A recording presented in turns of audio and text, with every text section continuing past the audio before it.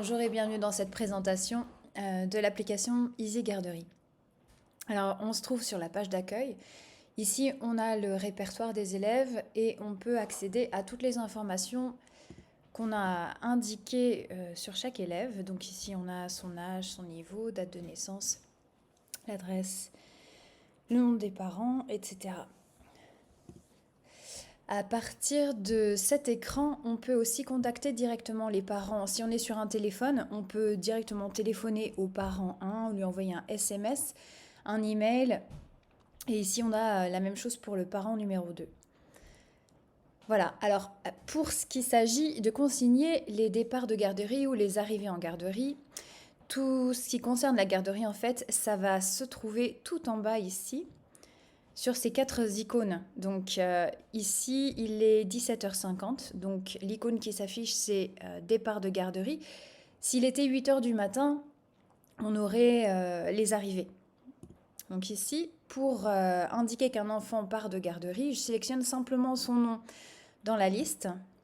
La date et l'heure sont automatiquement indiquées. Et puis la durée de la garderie et le coût sont calculés automatiquement. Je n'ai plus qu'à appuyer sur enregistrer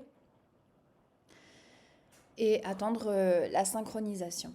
Ici, dans le journal de la garderie, j'ai l'ensemble de ce que j'ai consigné et je vais pouvoir aller modifier si j'ai besoin, si j'ai fait une erreur.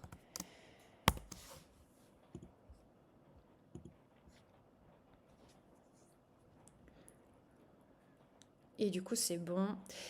Maintenant, toutes ces informations sur la garderie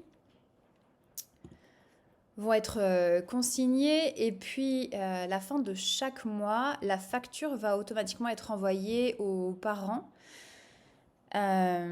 Suite à quoi l'ardoise va être mise à jour. Ici, on a le bilan en fait. Ce que j'appelle l'ardoise, donc c'est la somme qui reste due à l'école par les parents. Donc ici, on a une ardoise pour chaque enfant. Et puis, si les parents effectuent des paiements, par exemple ici, on va mettre un paiement de 40 € par chèque. Et puis du coup, l'ardoise va automatiquement se calculer à partir de ça. Et donc si je vais sur l'ardoise, Charlotte, ici.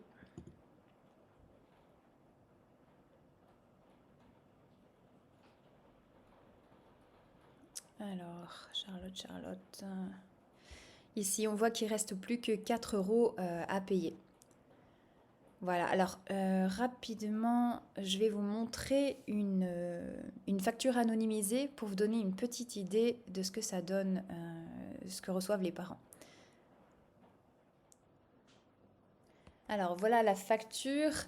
Ici, on a le logo de l'école ou de la mairie.